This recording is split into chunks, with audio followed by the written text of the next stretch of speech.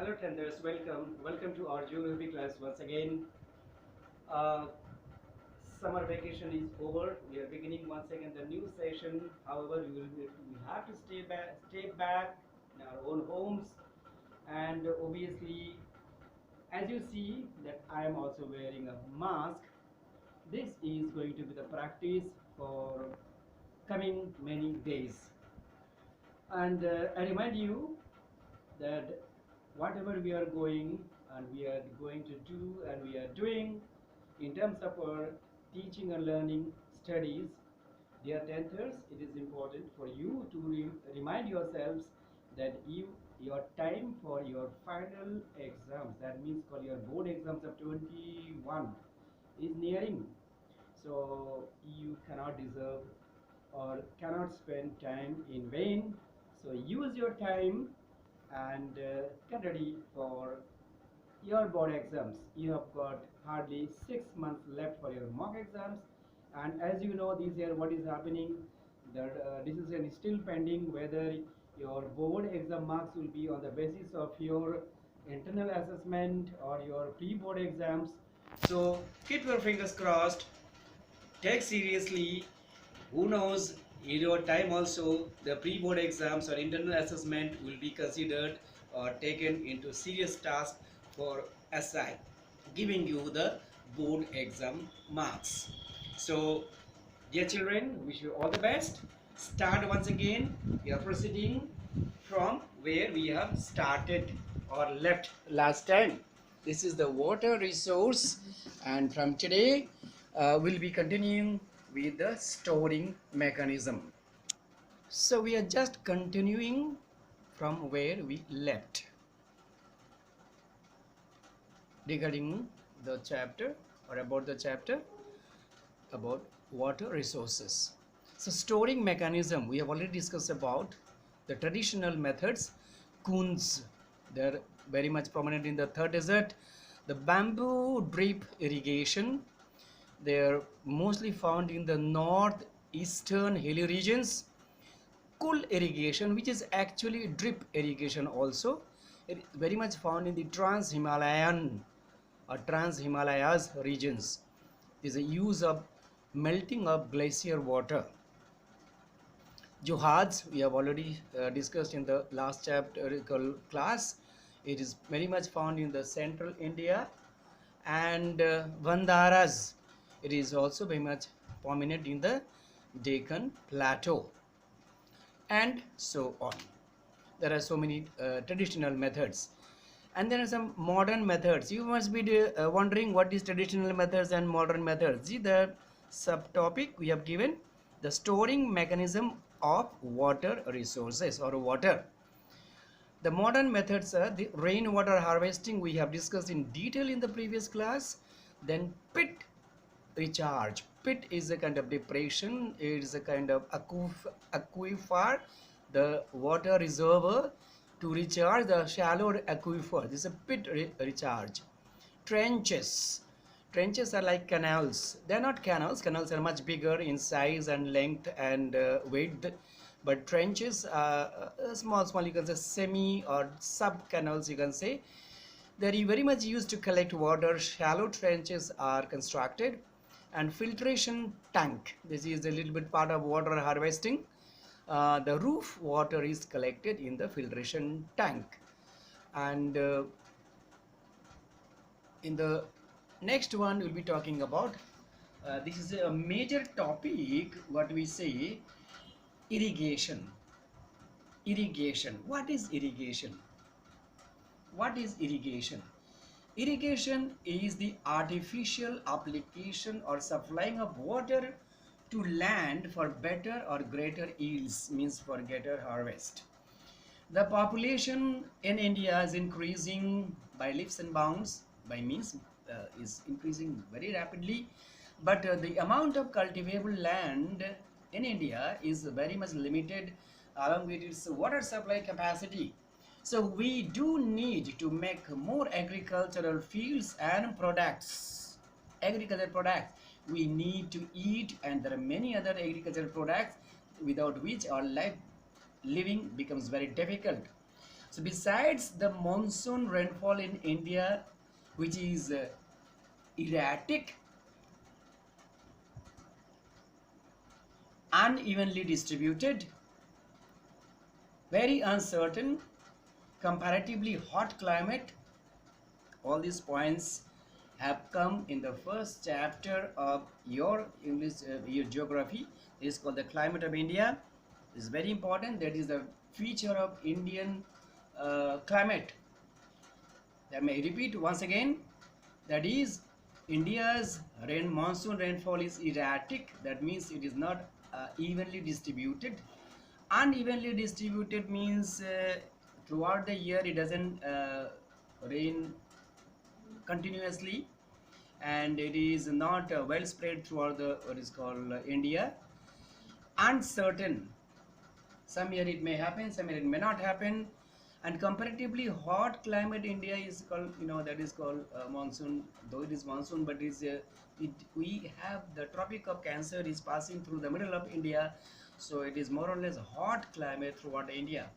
So for all these reasons, we need to supply additional supply of water to make more agricultural products to make maintain our needs, and thus there is a need for irrigation. So an important question we will be asking you, maybe for just for 1 mark question, why there is a need for irrigation in India.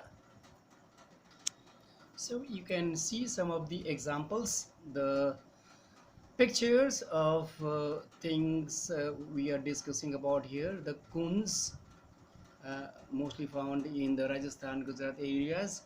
The Johads actually they are not lakes or dams, but the big pond we can call them. Sometimes it is most of the time it is artificially made or arranged. Then you have got the modern methods called drip farming. See how the water is dripping from the top.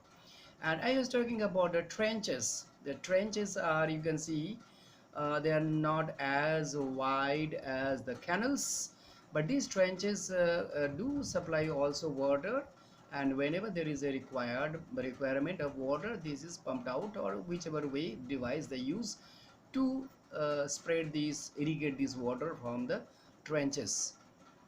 Then we have got the bandharas called check dams. They're not dams, but at some places it is hilly regions or the plateau regions, when the, like today you have got a heavy rainfall, the water all draining out or draining down. So that draining down, that water is stopped, blocked, checked with a kind of mini type of dams. This is called check dams. Okay, and these bandaras are blocked. You can see here there is a little bit of small wall that is made, not as big as like Maithan Dam or say Panchit Dam. Okay, small dam is created, and this is quite a good amount of water is stored there, reserved, and it will be further used for the dry season. Now you just talk about the bamboo drip irrigation. You can see these are all bamboos. The half part of the bamboo is there, and in between the bamboo there is a hollow. That hollow is natural pipe. You can say the natural pipe, not the artificial pipe. So see, these natural pipes are used, so the water from the roof is just being through these pipes. The bamboos are drained out, and they are sent to the different places where there are needed for the plants to grow. Now, means of irrigations in this topic we'll be discussing. There are two methods, primitive methods and modern methods. Dear children, we have to discuss in detail about this.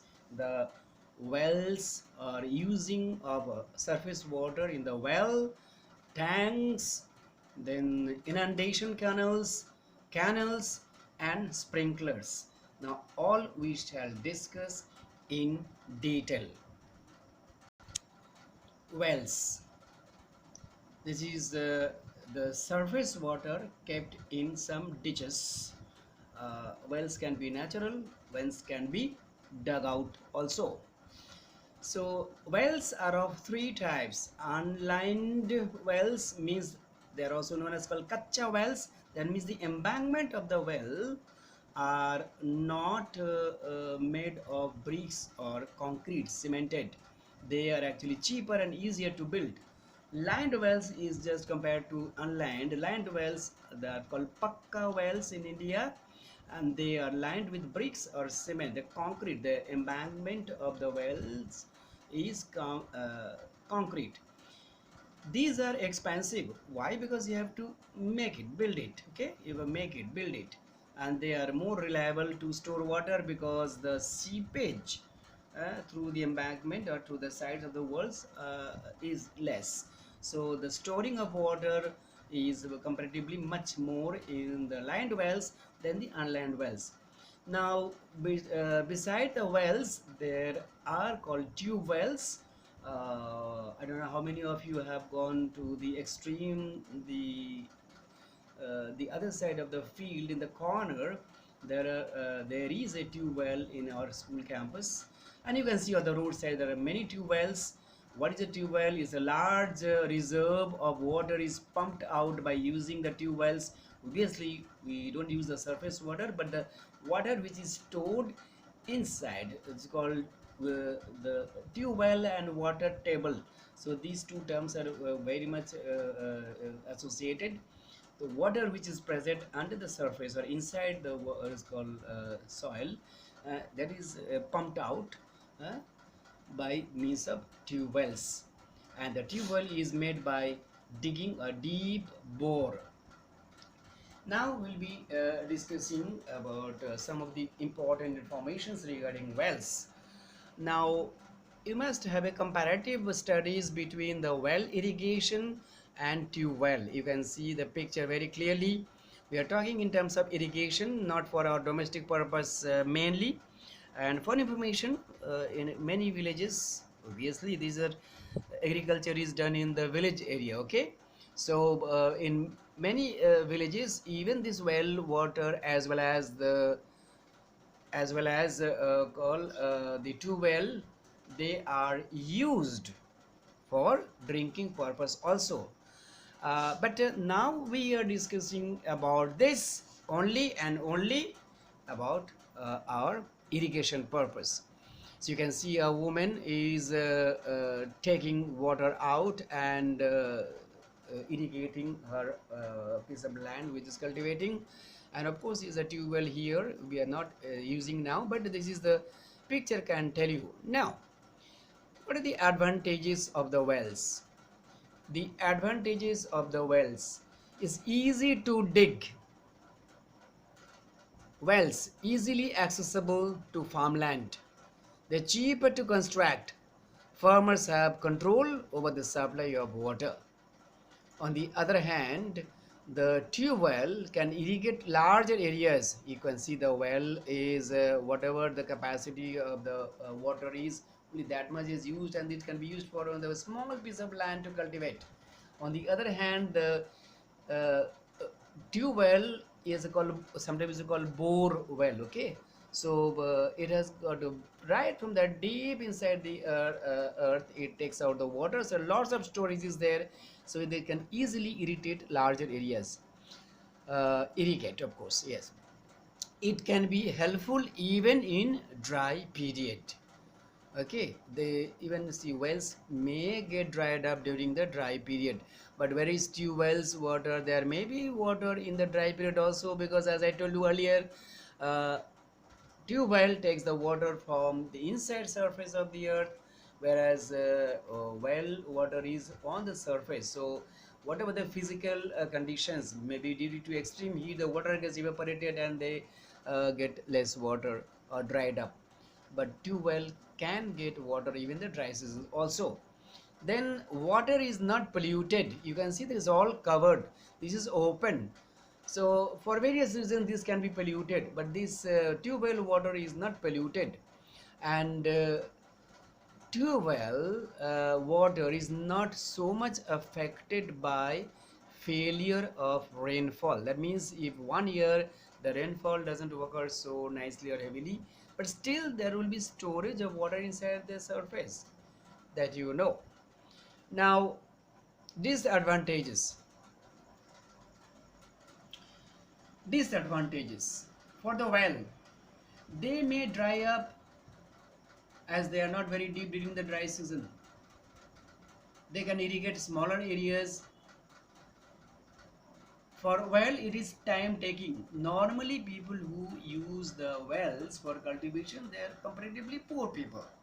So, and also in these remote areas where the electricity is not there, so using of the electrical pump is quite a big risk, called taxing for them. So that is, that's why hand manually irrigating takes time, and therefore they can call irrigate only smaller areas.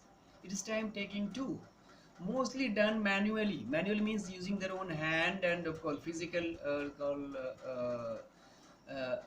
mechanism means by hand, by bucket, whatever, they lift up the water, draw the water from the well, and then spread. Water may turn to become brackish. Brackish means salty. Okay, brackish means salty. Recently, Mrs. Mukherjee has done for you the topography, and I'm quite sure the word brackish has come there. The word brackish means the water of the well is salty. It is unsuitable for either for irrigation or even for drinking purpose. Now, some of the disadvantages of the tube well. Well, they are costly to build. Tube well, of course, you know that so many pipes, bore pipes, they are drilled and bored and put in deep into the earth. So deeper the tube well is, the deeper is the cost. I mean, more is the cost of the pipes, cost of the tube well machines, etc., etc. And many times electricity is used to pump the water, so it is be costly. Poor Indians farmers cannot afford this. Most of the Indian farmers are still now very poor. They cannot afford even electricity, even boring, the tube well, etc., etc. Expensive to use as they run on electricity. Whereas in the wells you don't have to use. You may use, that's a different case. But normally they don't use in the well the electricity. They, with the pulley, they use the pulley, and then they draw the water from the well by means of their buckets, and then they irrigate their land. That's why it's time taking. It's time taking. It is quite strenuous. It is quite a hard labor work. And here in the tube well, machine can do, electricity can do it, but that becomes expensive. Tube well cannot be constructed in remote areas due to less or no electricity. Less electricity or no electricity. So that's why the facility or the benefit of the tube well water cannot be done. Plus the boring machines cannot reach to the remote areas to make the borings. Regions means the areas where the wells or the bore wells, the tube wells are famous.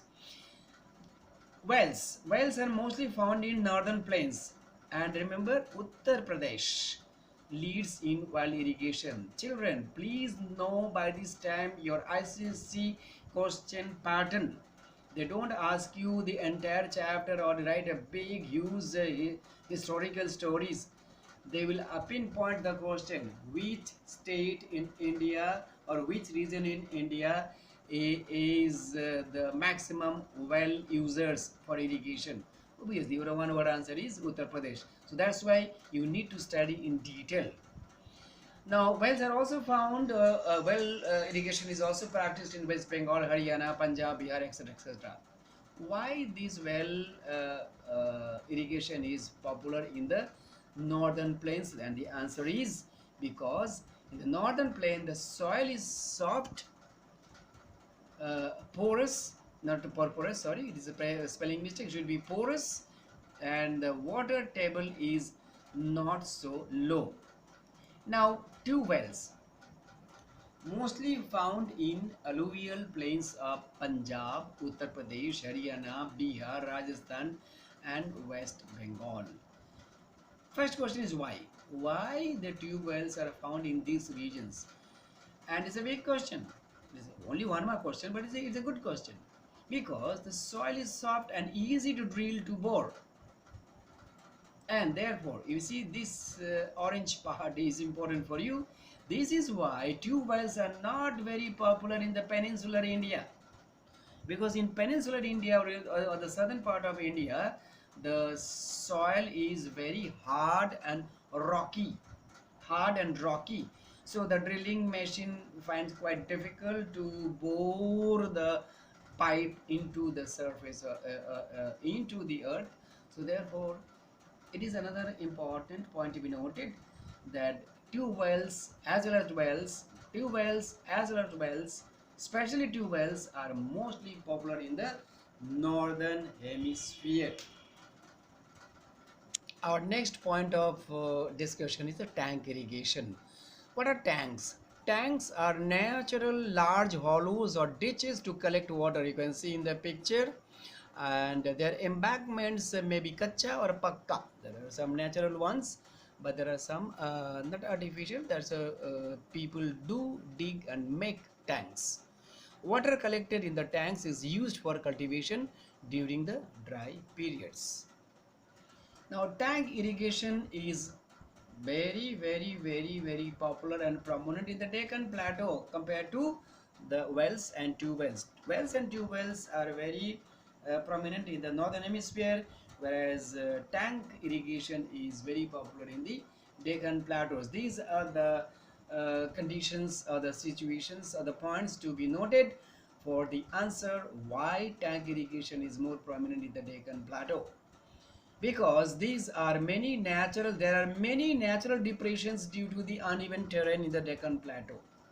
Rocks are hard and non-porous, which do not allow the seepage of water. So water storage is quite naturally done. So water therefore is easily stored. Here tank irrigation is essential as there are very few perennial rivers compared to northern India to supply water for the entire region. You see the many rivers of northern plains are snow melted water fed. Our Ganga, Yamuna, etc., rivers that are coming straight away from Himalayas, the many of the rivers are getting the glacier melt water. So that's why they are perennial. Throughout the year you find water in them. There is a flow. Okay. Whereas most of the rivers of South India or Deccan Plateau are rain sustained rivers. So if there is rain, there is water. If there is no rain, there is no water. So therefore there is a need to make the tank or a big water reservoir. Tanks help in raising the underground water level too. So what are the advantages and disadvantages of tank irrigation? Advantages. Tank irrigations allows monsoon water to store for the dry seasons. It raises the underground water level. Tanks irrigation is cheaper as the rainwater is collected in the natural depressions. No electricity is required, no artificial way of collecting it. Is the natural water is just getting collected. Tanks can also be used for domestic purposes. I mean for multiple projects. Yes, not only for cultivation but domestic purpose, and even that some of the big tanks becomes a kind of tourist attraction, and obviously the cultivation of fish also. Uh, it makes use of monsoon water which otherwise be wasted. Now disadvantages. However, due to extreme summer heat, the stored water often gets dried up by evaporation. We cannot forget India is, we say, the monsoon climate, but still most of the time of India, and khas karke, this is in the Deccan Plateau, is hot almost 6 months. So water gets evaporated. The tanks occupy large areas which could otherwise be used for cultivation. By the way, tanks is in not the tank or which is on the top of your roof, but this is a tanks means the big water is over like pond, lake.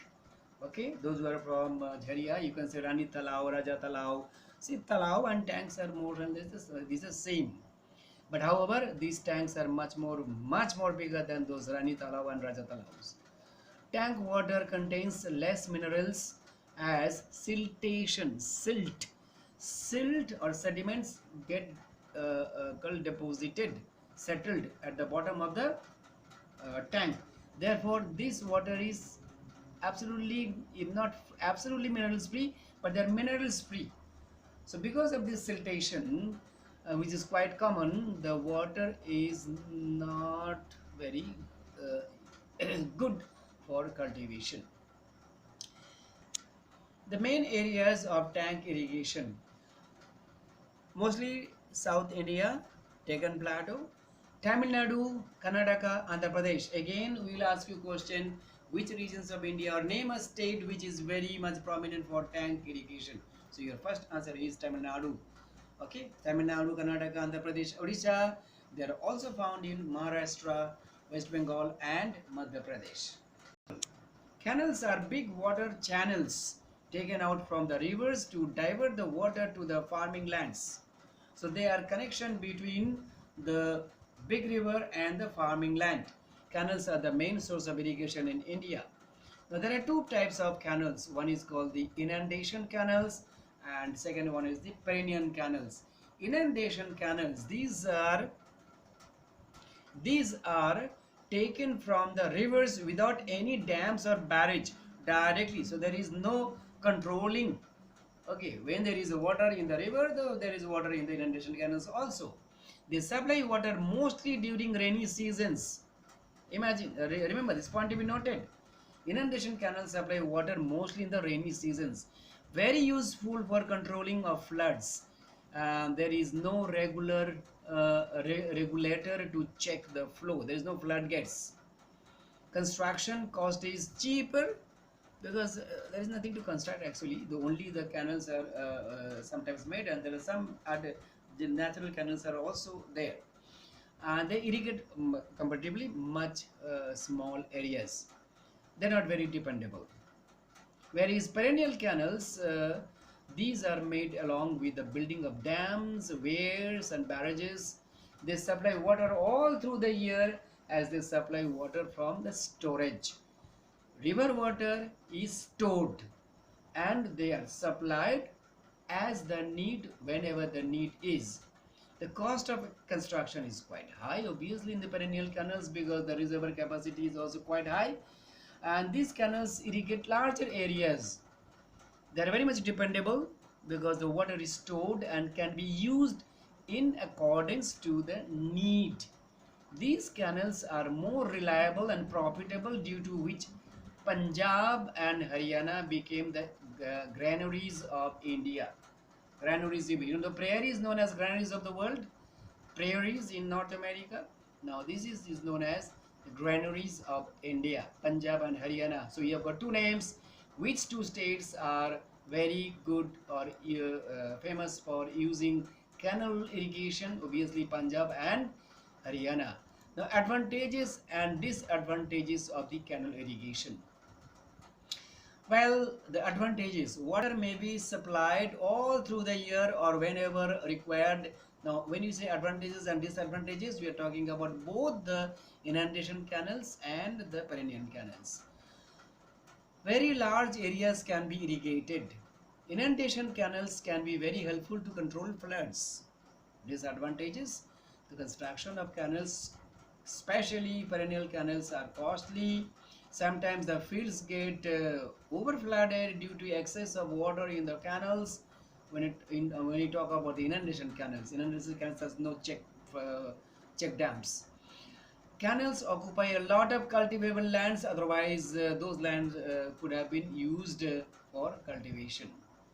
Now, why canal irrigation? Again a question, more suitable in North India.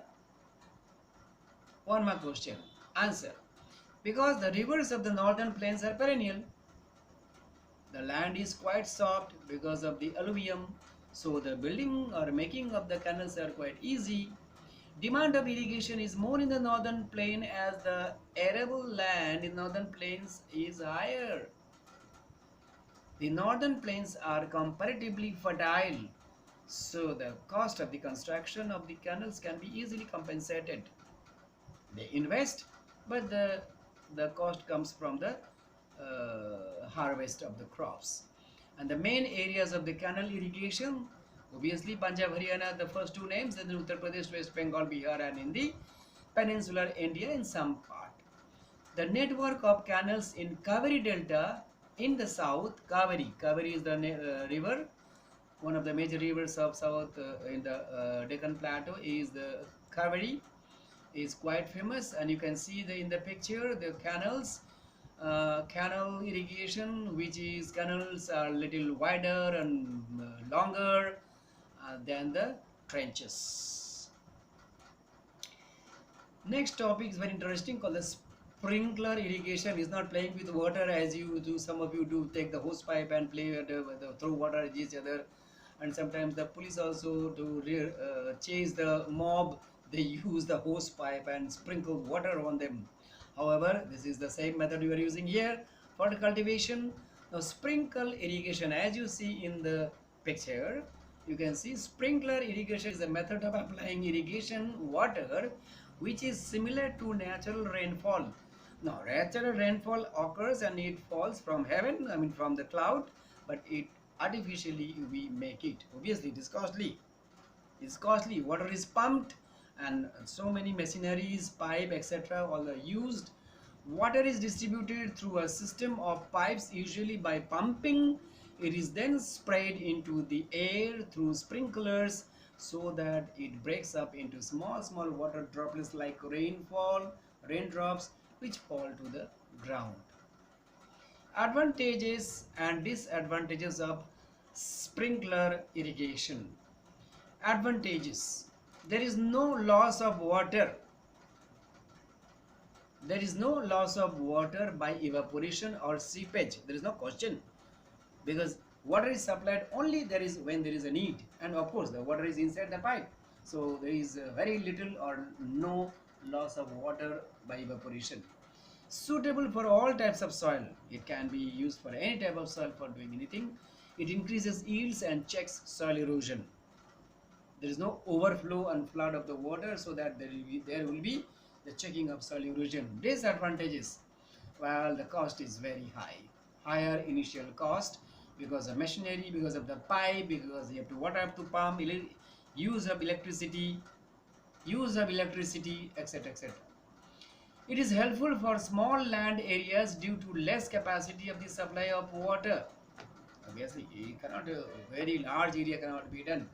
Well, if the investment is very high, in some of the developed countries, advanced countries, they are using this method is more important than their canal irrigation or tank irrigation, well irrigation or tube well, because for them they use more land, but by this means it is easy. I'm talking about developed countries who can invest lots of extra investment for money toward machineries, pipes, etc., etc. This method is not applicable for all types of crops such as jute and paddy, where there is a lot of water is required. And with this we come to the end of this our discussion. It is a quite a long discussion because children, I just remind you that we now have to rush up to complete our portion. We have got a few more chapters are left for your first semester, and do you think we have any other choice but not to study? You are 10thers, and you have to get your syllabus covered in order to prepare yourself for your board exam. Wish you all the best. Stay home, stay safe.